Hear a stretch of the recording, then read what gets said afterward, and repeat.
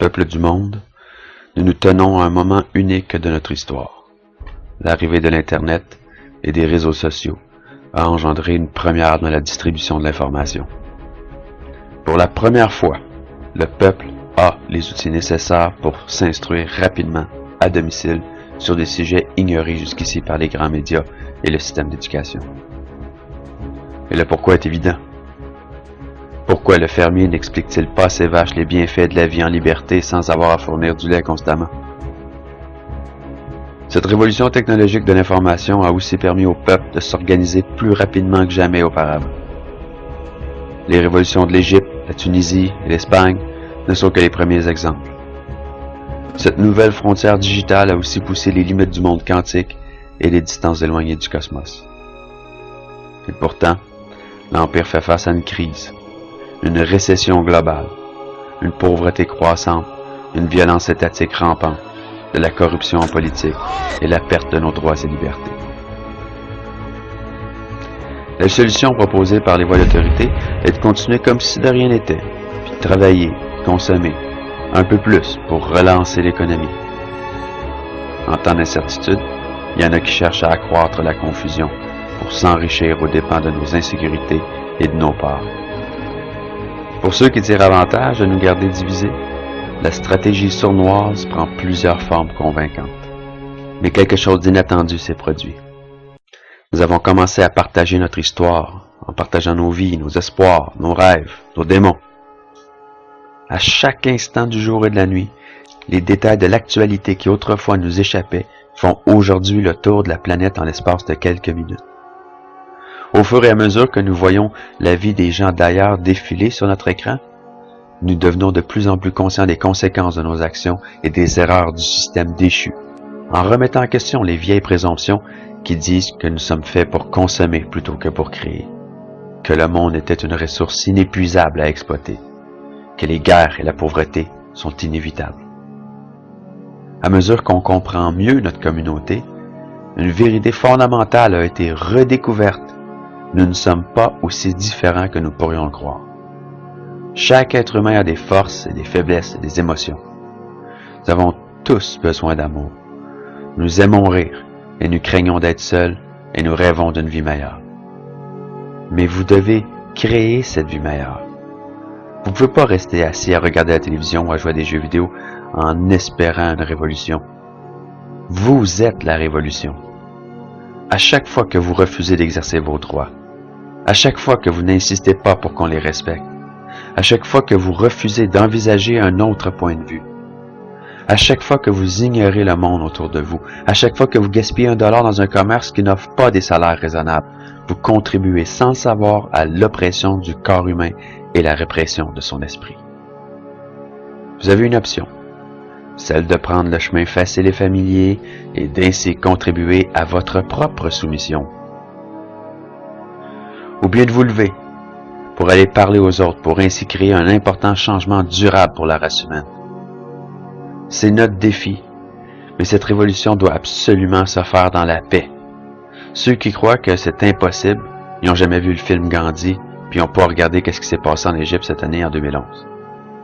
Nous devons édifier notre force et unité par nos idées, notre ingéniosité et créativité. Nous devons faire tomber les barrières qui existent aujourd'hui seulement parce que nous l'avons permis. Notre plus grand avantage sur les exploiteurs est que nous sommes si nombreux. Nous devons utiliser les outils qui sont mis à notre disposition, les ordinateurs, les cellulaires, les radios alternatives, jusqu'au porte-voix. C'est la première étape.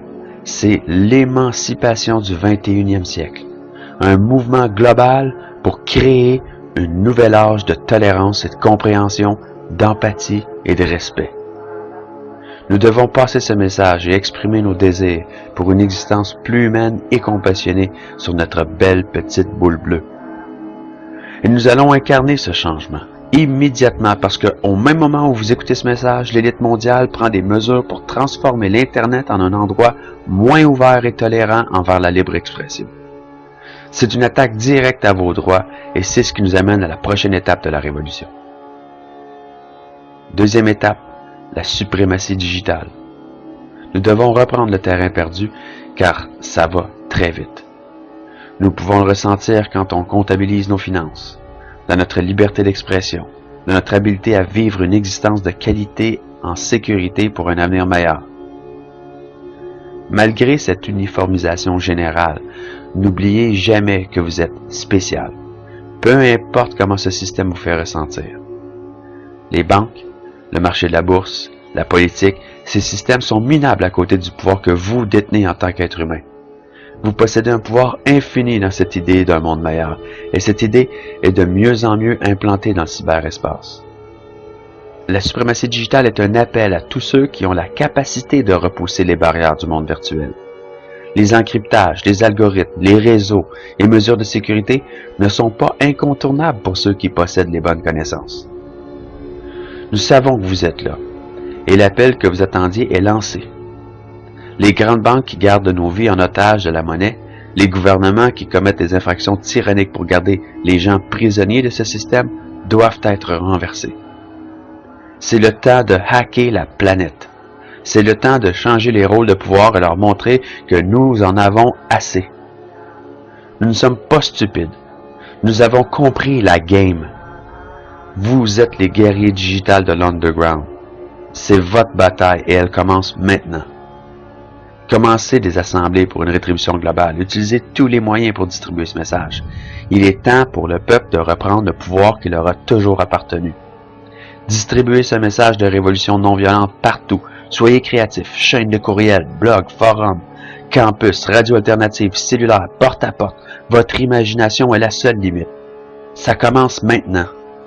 À vous tous qui participez à cette suprématie digitale, les gouvernements et les médias feront tout ce qu'ils peuvent pour démoniser notre mouvement et les intentions paisibles et humaines qui nous guident dans cette révolte. C'est là que votre travail commence. Passez le message de toutes les manières possibles, pamphlets, graffitis, musique, lecture, conférences et manifestations paisibles. Mais ne soyez pas confus. Le moindre acte de violence de notre part nous fera perdre toute crédibilité et leur donnera tous les droits de nous emprisonner, frapper et même tuer en plus de détruire le mouvement. Si nous réussissons à tenir à nos principes de non-violence comme Gandhi l'a fait et de démasquer les agents provocateurs qu'ils introduiront indéniablement dans notre mouvement, l'opinion publique, en notre faveur, grandira elle aussi indéniablement. So, what you're saying is you don't know what this is? Not yet, sir. All we know is it just keeps getting bigger. Documentation? My philosophy, Mr. President, is shoot first and ask questions later. I don't like uninvited guests. All right then. Stetter? Mr. President. Yes? Priest Vito Cornelius, expert of astral phenomena. I have a different theory to offer you, sir. You have 20 seconds.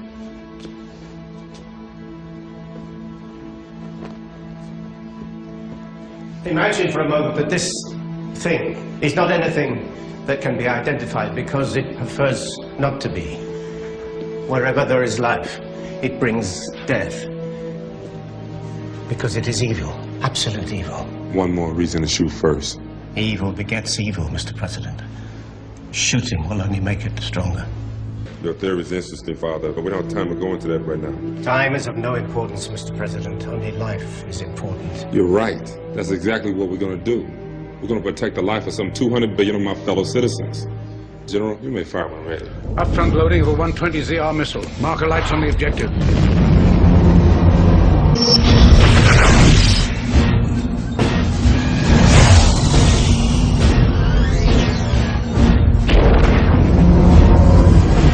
Stetter. What happened? Stetter, can you hear me? Stetter. What happened, Stetter? Did you destroy it? I'm about to, sir.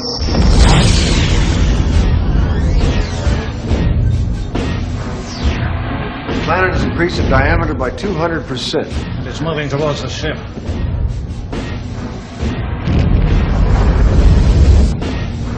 What do we have that's bigger than 240? Nothing, sir. Stetter, do you hear me? Get out of there. I don't want an incident. Do you hear me, Stetter? Get out of there. Can you hear me, Stetter? Do you understand? Listen. This is the president. That's an order. Do you understand? Do you hear me?